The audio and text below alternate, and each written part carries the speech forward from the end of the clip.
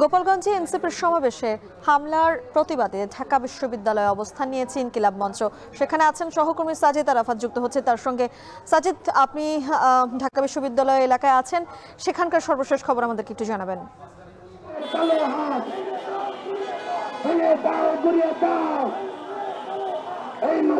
এই মুহূর্তে শাহবাগ অবস্থান করছি। শাহবাগ মোড়ে মনে হচ্ছে 24 যে জুলাইয়ের দিনগুলো সেই রকম একটি দিন আবারও ফিরে এসেছে।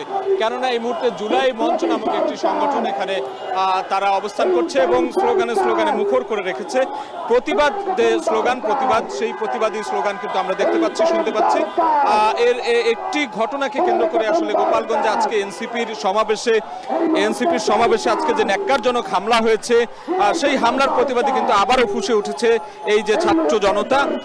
এই মুহূর্তে শাহবাগে দেখতে পাচ্ছেন এখানে জুলাই যোদ্ধারা যারা রয়েছেন, যারা ছাত্র প্রতিনিধিরা রয়েছেন, শিক্ষার্থীরা রয়েছেন, ঢাকা বিশ্ববিদ্যালয় থেকে শুরু করে অন্যান্য শিক্ষা প্রতিষ্ঠানের সবাই কিন্তু আবারও সেই একযোগে সেই স্লোগান তুলেছেন। জুলাই যে ধরনের স্লোগান, ফ্যাসিবাদের বিরুদ্ধে যে স্লোগানগুলো তারা দিয়েছিলেন। আজকে আপনি জানেন যে এনসিপির যে 64 জেলায় যে পদযাত্রা চলছে, সেই পদযাত্রার অংশ হিসেবে আজকে তারা গোপালগঞ্জে গিয়েছিলেন। সেই গোপালগঞ্জে গিয়ে তারা তাদের যে কর্মসূচি ছিল, সেই কর্মসূচি শেষে তাদেরকে অতর্কিত তাদের উপরে কিন্তু হামলা চালানো হয় এবং সেই হামলার পরেই কিন্তু সেখানে একটি অনাকাঙ্ক্ষিত পরিস্থিতি সৃষ্টি হয়। আইনশৃঙ্খলা বাহিনীর সঙ্গে দফায় দফায় সেখানে সংঘর্ষ হয় এবং পরবর্তীতে আইনশৃঙ্খলা বাহিনীর একেবারে নিশ্চিত নিরাপত্তা বলয়ের মধ্যে থেকে কিন্তু এনসিপির নেতাকর্মীরা তারা যেখানে আটকে পড়েছিল, পরবর্তীতে তাদেরকে সেখান থেকে গোপালগঞ্জ থেকে অন্য জেলায় অন্যত্র তারা কিন্তু চলে যায় এবং এই ঘটনাকে কেন্দ্র করে কিন্তু পুরো দেশেই এনসিপি নেতাকর্মীরা থেকে শুরু করে ছাত্র জনতা কিন্তু আজকে বেশ আবারও ফুসে উঠেছে। তারা বলছে যে আবারও সেই ফ্যাসিবাদী শক্তির যে লুকিয়ে থাকা, গুপ্ত থাকা যে শক্তি, সেটি কিন্তু আবারও জাগ্রত হয়েছে বলে তারা অভিযোগ করছেন এবং সেই অভিযোগেই কিন্তু আবারও এই সরকারকে, গণ অভ্যুত্থানের যে সরকার এখন রয়েছে, অন্তর্বর্তী সরকারকে কিন্তু তারা আহ্বান জানাচ্ছেন এই সমাবেশের মধ্য থেকেই যে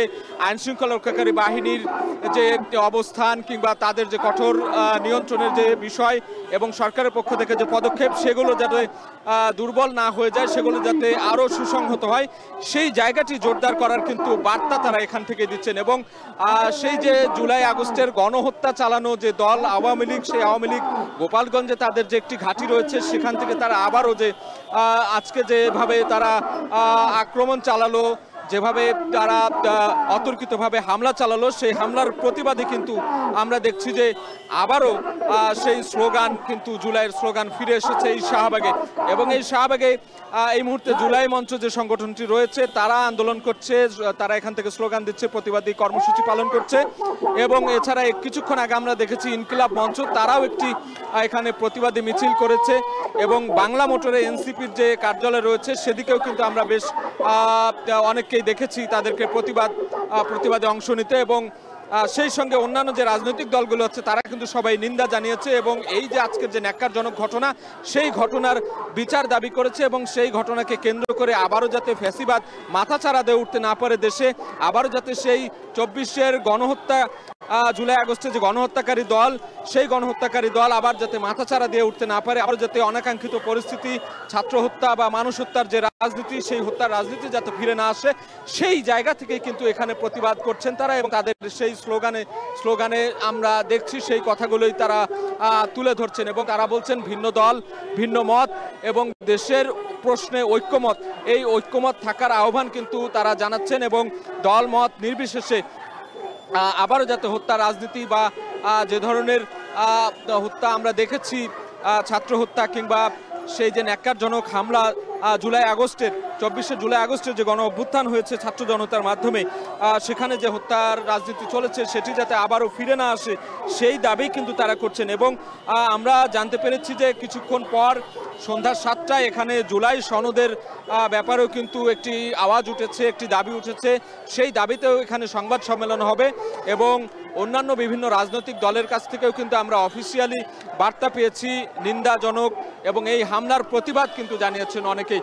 আমরা গোপালগঞ্জের যে ঘটনাটি আজকে দেখলাম যে 64 জেলায় এনসিপির যে নেতাকর্মীরা রয়েছে তারা কিন্তু মাঠে ময়দানে একেবারে প্রত্যন্ত অঞ্চলে মানুষের দ্বারে দ্বারে গিয়ে কিন্তু তাদের যে পরিচিতিমূলক যে আয়োজন, যে কর্মসূচি, সেটি কিন্তু তারা করছেন। এবং সেই ধারাবাহিকতায় আজকে গোপালগঞ্জের যে আয়োজন ছিল, তাদের কর্মসূচি ছিল, সেটিকে ঘিরে কিন্তু গতকাল রাত থেকে এক ধরনের মানুষের মধ্যে আমরা একটা অনাকাঙ্ক্ষিত বিষয়গুলো দেখতে পাচ্ছিলাম, যেটা সামাজিক যোগাযোগ মাধ্যম কেন্দ্রিক হয়ে আসছিল। এবং দেখা যায় যে সেটি কিন্তু অনেকাংশে একটি অনাকাঙ্ক্ষিত ঘটনায় সর্বোপরি আজকেই কিন্তু একেবারে বাস্তবে রূপ নেয়। সেখানে অতর্কিত হামলা চালায় ছাত্রলীগ সহ আওয়ামী লীগের যে সাধারণ যারা রয়েছেন গোপালগঞ্জে, তারা কিন্তু এই তাদের যে কর্মসূচি ছিল সার্জিস, নাহিদ কিংবা হাসনাত আবদুল্লাদের, তাদের কর্মসূচি শেষেই কিন্তু সেখানে অতর্কিতভাবে হামলা চালানো হয়। পরবর্তীতে সংঘর্ষ হয়, সেই সংঘর্ষে কিন্তু বেশ একটা রক্তক্ষয়ী সংঘর্ষ হয় এবং গোপালগঞ্জে পরবর্তীতে 144 ধারা জারি করা হয়। এমন পরিস্থিতিতে পরবর্তীতে আমরা দেখেছি যে আইনশৃঙ্খলা বাহিনীর সদস্যরা, যৌথ বাহিনীর সদস্যরা, সেনাবাহিনীর যে সদস্যরা রয়েছেন, তাদের সমন্বিত উদ্যোগে সেখানে পরিস্থিতি নিয়ন্ত্রণে আনার চেষ্টা করা হয়। পরবর্তীতে সেনাবাহিনীর যে কঠোর যে নিরাপত্তা বলয়, সেই নিরাপত্তা বলয়ের মধ্য থেকেই নাহিদ ইসলাম থেকে শুরু করে হাসনাত, সার্জিস এবং অন্যান্য যে এনসিপির নেতাকর্মীরা রয়েছেন, তাদেরকে গোপালগঞ্জ থেকে পরবর্তীতে খুলনার দিকে তারা সেই তাদের পদযাত্রা রয়েছে, সেই পদযাত্রা খুলনার দিকে চলে গিয়েছে। এবং সেই ঘটনার রেশ কিন্তু শাহবাগে আমরা দেখতে পাচ্ছি এই মুহূর্তে। এবং শাহবাগে এখানে ছাত্র জনতা, জুলাই মঞ্চ থেকে শুরু করে বিভিন্ন যে ছাত্র সংগঠনগুলো রয়েছে জুলাই আন্দোলনের পক্ষে যে ছাত্র সংগঠন রয়েছে, তারা কিন্তু সবাই নেমে এসেছে রাস্তায় এবং একটি ব্লকেট কর্মসূচি দেওয়ারও ঘোষণা ছিল। পরবর্তীতে সেটি নাহিদ ইসলামের আহ্বানে সাড়া দিয়ে সেই ব্লকেট কর্মসূচি থেকে সরে এসে তারা এই মুহূর্তে শাহবাগের মোড়ে অবস্থান করছে এবং এখান থেকে পরবর্তী যে কার্যক্রম বা কর্মসূচি, সেটি হয়তোবা আর কিছুক্ষণ পরে আমরা জানতে পারবো। তো এই ছিল শাহবাগ থেকে আমার কাছ থেকে থাকা সবশেষ খবর।